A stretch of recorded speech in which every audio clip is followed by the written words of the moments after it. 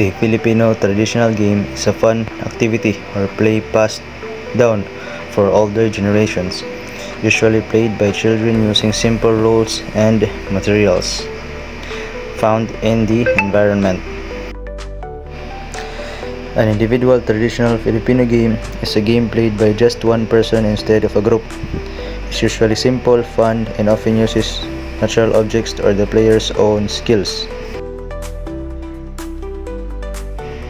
One example is sipa, small object players kick to keep in the air without letting it fall.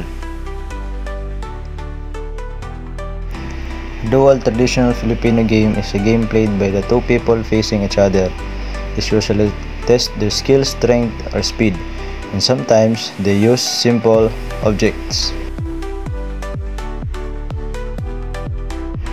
Another one example of dual is patintero, a game where players try to cross lines without being tagged by the other.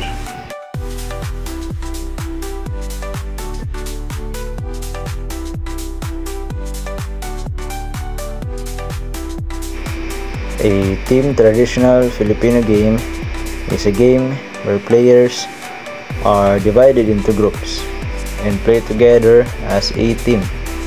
They help each other to win and practice teamwork while having fun. Example of this one is luksong tinik. Team take turns jumping over turns made by the other group's hands or feet.